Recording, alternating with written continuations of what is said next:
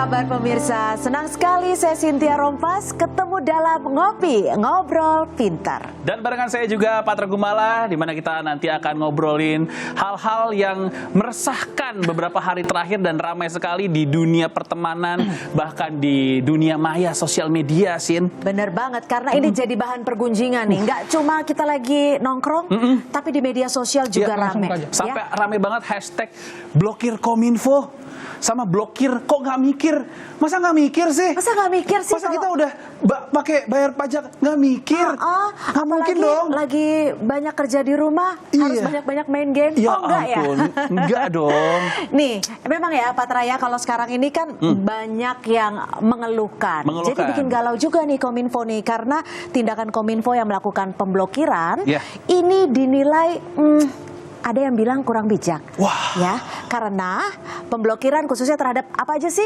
Ada PayPal, ada Yahoo Search Engine, Epic Games. Kamu gamers? Gamers. Oh, gamers. Oke. Anak Steam. Ada juga Dota, game CS. Wah, CS banget ini. EA. Nah, betul itu sekali. dia. Makanya banyak yang galau, banyak yang kesel. Betul apalagi sekali. Banyak juga yang uangnya mungkin belum bisa ditarik. Nyangkut, bener. Bapak-bapak jangan main blokiran ini, kasihan teman-teman saya di warnet mau main apa, Pak? Kalau gini, Pak, masa main soliter lagi, Pak? Iya, masa balik ke zaman dulu lagi. Iya. Dan ada beberapa juga nih dari netizen-netizen yang sudah kita coba screen capture. Yang pertama dari infected_AFS. Oke. Wah, ini agak serius ya. Perlindungan hukum adalah hak setiap warga, tapi memblokir hak setiap warga adalah hak Kemenkominfo. Jadi merasa dirugikan pada dasarnya. Oke, selanjutnya ada juga komentar dari netizen ini Mineral. Namanya juga Kominfo Komedi Informasi. Waduh. Dan biasanya umur segini lagi doyan ngelawak. Wow. Jadi menurut Le Mineral ini maksudnya siapa ya? Maksudnya siapa tuh? Kan kamu suka ngelawak, bukan iya kamu sih. ya? Bukan. Oke, lanjut. Nah, ini dari Arung Pisiadi. Dia nge-reply nih, dari Bapak Henry Subiakto ya, sepertinya Bapak Centang Biru juga soalnya. Oke. Terus kenapa semua tweet yang ada hashtag blokir Kominfo dihapusin, Pak? Ini bukti abuse of power aturan PSE loh. Wow. Iya. Memang hashtag blokir Kominfo tiba-tiba hilang. Mungkin udah nggak trending lagi kali. Ini suzon aja nih Arung nih. Kan bisa aja udah nggak ada yang nge-tweet lagi. Next, ada lagi. Next, ada Bung Dehan. Hilang hashtag blokir Kominfo. Hashtag Kominfo, hashtag blokir Kominfo. Hebat. Kayak zaman Orde Baru. Bedanya dulu hilang orang, sekarang hilang hashtag. Nggak mau komentar. Upsi. Nggak mau komentar. Itu ya Patra. Tadi ada beberapa komentar ataupun yang menjadi sorotan para netizen di Twitter. Berani banget ya, sampai nyebut-nyebut Orde Baru loh. Aku nggak mau komentar kalau yang itu. Aku juga nggak mau komentar. Oke, kalau tadi kita udah lihat komentar dari netizen, kita akan bahas tentunya ya. Pasti. Pokoknya buat kamu yang concern sekali dengan masalah blokir Kominfo, hari ini kita akan bahas ya. Jadi terus nonton Ngopi, Ngobrol Pintar. Sesuai janjinya Patra, kita akan bahas secara terbuka, transparan dengan mereka yang kredibel. Saya langsung undang, sudah tersambung bersama Ngopi melalui virtual, Arif Maulana, Direktur LBH Jakarta. Halo Mas Arif, apa kabar? Sehat ya? Halo Mbak Cynthia. Halo Mas Patra. Halo Mas Arif. Dan bersama kita juga di studio sudah ada seorang yang mendeklar seorang presiden Gen Z. Dia adalah Rian Fahardi. Halo Rian. Halo Mas. Rian. Thank you ya. Terima kasih sudah hadir. Kita. Presiden loh. Pasti Presiden sibuk loh, ya kan? Pasti sibuk. Dan juga sudah bergabung melalui virtual Zoom. Ini kesukaan saya juga nih. Saya juga. Halo Ari Kriting, komika kita. Apa kabar? Ri, apa kabar? Alhamdulillah. Alhamdulillah baik. Halo semuanya. Sehat ya? Ari, lu di mobil lagi diculik, Ri? Enggak, jangan dong. Enggak, khawatir. Jangan dong. Kirain lagi melarikan diri.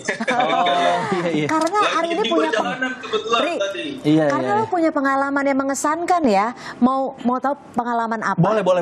Kita simak dulu nih, ada artikel warganet diteror. Kisruh warganet diteror usai kritik pemblokiran aplikasi Johnny G Plate. Wow. Kominfo kali yang diteror. Wow, tuh kan. Ari adalah salah satu yang sempat mendapatkan apa, Ri?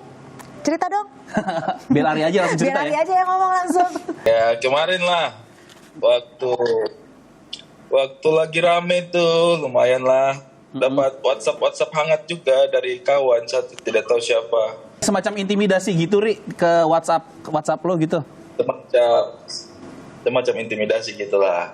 Dan dia juga bawa nama PSE sih, kayak ngapain sih kamu ngurus PSE, ngurus istri dan mertuamu aja, gitulah. Pokoknya kasar gitu, dan ada beberapa perkataan lain yang ya sifatnya teror lah gitu. Oke, Ri, tapi gini deh. Terus juga sempat beberapa kali ada percobaan untuk masuk kayak login WhatsApp, ada pemberitahuan gitu kayak WhatsApp saya login dari device yang lain. Jadi kayak ada mungkin mereka mencoba untuk ya mau ngebajak WhatsApp gitu, tapi ya alhamdulillah sih kayak Ri, tapi cerita dong, lo mendapatkan intimidasi seperti ini, itu abis ngapain sih Iya. emangnya? Sebelumnya habis ngapain, Ri? Nah, sebenarnya saya itu bukannya mau kritik kebijakan itu, tapi lebih kepada sebenarnya menjadi ngumpulin informasi-informasi aja, baik dari teman-teman yang sedang kesusahan gara-gara kebijakan itu. Terus saya waktu itu memang ikut-ikutan di Twitter, tapi bukan ngikut hashtag blokir Kominfo gitu, lebih kepada kayak nyari informasi, ngumpulin semua informasi gitu. Jadi kayak ada yang pro seperti ini, ada yang kontra seperti ini, ada yang analoginya nggak masuk, ya udah kita coba luruskan juga. Tapi kan apa yang dipikiran sama teman-teman yang kontra itu kan banyak logisnya gitu. Nah, saya itu sebenarnya tidak terlalu mengcounter kebijakannya Kominfo juga, lebih kepada ngumpulin aja sebenarnya teman-teman yang kontra ini sebenarnya tujuannya apa gitu. Jadi bantu menyuarakan isi hati mereka aja, sebenarnya seperti itu sih. Oke. Tapi kalau dengan azas praduga tak bersalah, kira-kira pelakunya siapa, Ri? Ya kita kan otomatis habis ngomongin Kominfo ya. Kayaknya sih pelakunya mungkin orang yang nggak suka Kominfo juga. Oke. Kalau gitu saya tidak berani untuk memutuskan pelakunya dari mana, karena kan ini udah beberapa kali lah saya kena hal seperti ini. Jadi kayaknya baik mungkin orang yang mau bisa dari mana aja gitu, bisa dari yang ingin memberi citra buruk terhadap pemerintah, misalnya karena orang yang kritik terus tiba-tiba di teror gitu, atau bisa juga dari bagian yang tidak suka ketika kita menyuarakan kritik kepada pemerintah. Udah zaman kayak begini ini udah sulit untuk ngejudge kayak teror itu datang dari mana. Jadi saya kayak memilih ya udahlah, yang penting nggak kena badan aja. Kalau kena badan ya apa? Ri, tapi kan meskipun nggak kena badan, ini kan udah menyangkut hal yang personal ya kayaknya. Bener. Ya, Dan sampai bukan bawa-bawa keluarga juga. Dan ini sebenarnya salah satu hal negatif di mana kita sekarang masyarakat kan boleh bersuara harusnya. Kalau Ari melihatnya kayak gimana dong? Iya betul. Kalau saya sih melihat bahwa sebenarnya ini harusnya bisa membuka mata dari teman-teman yang punya kebijakan dan punya sebenarnya tanggung jawab wewenang untuk melihat hal seperti ini ya, karena ini benar-benar membuktikan bahwa betul-betul kita punya data pribadi nggak aman gitu. Oke. Di saat ibaratnya Kominfo menggaungkan bahwa apa yang diupayakan selama ini adalah untuk mengamankan data pribadi kita, faktanya enggak gitu. Faktanya ya ketika kita menyampaikan kritik secara spesifik gitu, kita yang bisa kena gitu. Jadi itu nggak random ya. Menurut saya itu terencana gitu. Jadi bagaimanapun kita melihat ini dan siapapun yang kita pikirkan mungkin sebagai pelakunya, satu hal yang pasti adalah bahwa data pribadi kita nggak aman ternyata teman-teman. Jadi apapun yang digaungkan oleh Kominfo sejauh ini menurut saya sih justru ibaratnya ketika mereka dengan gagah mengatakan bahwa ini untuk melindungi warga negara Indonesia, faktanya itu nggak ada gitu. Orang data saya tiba-tiba saya diteror gimana? Iya, ada Mas Arief Maulana nih, LBH Jakarta. Mas Arief, kalau sampai saat ini udah ada yang melapor nggak sih? Sudah ada 182 Mbak Cynthia ya. Wow. Oke. Sejak kami membuka posko pengaduan terkait masyarakat yang terdampak kebijakan PSE dari Menkominfo ya. Ada 182, mungkin saya bisa jelaskan ya. Jadi dari 182 kami coba membaca polanya. Terdapat 4 kerugian ya rata-rata yang kemudian dialami oleh teman-teman yang terdampak pada PSE ini ya, kebijakan PSE ini. Di antaranya yang pertama, mereka kehilangan akses ya, mulai PayPal, terus kemudian ada Epic dan lain sebagainya ya. Kemudian selain mereka kehilangan akses ini bukan hal yang sederhana, karena mereka bisa mengakses platform-platform itu tidak gratis. Ada yang kemudian harus mengeluarkan biaya dan sampai jutaan rupiah, gitu ya, ratusan bahkan. Kemudian yang kedua itu ada yang kemudian kehilangan pekerjaan, ya, karena kita tahu bahwa PayPal ini kan untuk kemudian sistem pembayaran yang sifatnya internasional ya, banyak kemudian mereka yang rata-rata mengadu ini mungkin saya sebutkan sekalian ya, ini ada dosen, ada pekerja lepas, kemudian ada musisi, artis, bahkan juga ada konten kreator, gamers gitu ya, termasuk juga badan usaha gitu ya. Ini banyak yang kemudian mengeluhkan bahwa kehilangan proyek, kehilangan pekerjaan. Nah ini yang kedua. Yang ketiga, kehilangan penghasilan atau potensi penghasilan. Karena kemudian ini sudah diblokir, sementara yang bersangkutan mestinya bisa mencairkan honor dan lain sebagainya.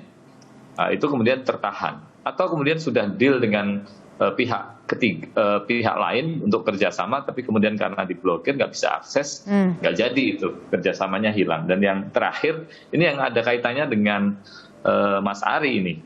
Jadi yang mengadu itu adalah mereka yang kemudian dihack, ya, didoxing, data pribadinya disebar setelah mereka berbicara, mereka bersuara, menyampaikan pendapatnya terkait dengan kebijakan Permenkominfo yang bermasalah. Gitu.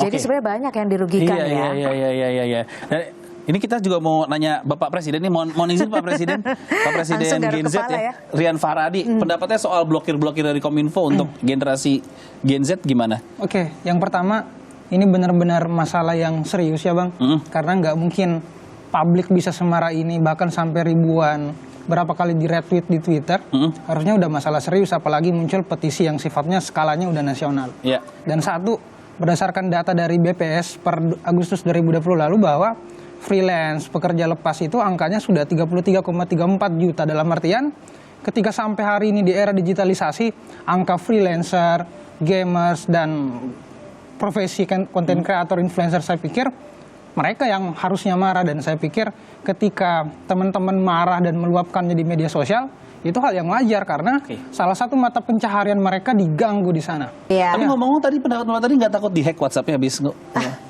Gue sih nggak berani. Nanti ya kita bahas ya di segmen selanjutnya. Tapi untuk Mas Ari Kriting, thank you ya sudah boleh share ke kita di Ngopi pengalamannya. Mudah-mudahan cepat selesai. Kalau nggak selesai atau terus diintimidasi, langsung lapor ke LBH. Betul.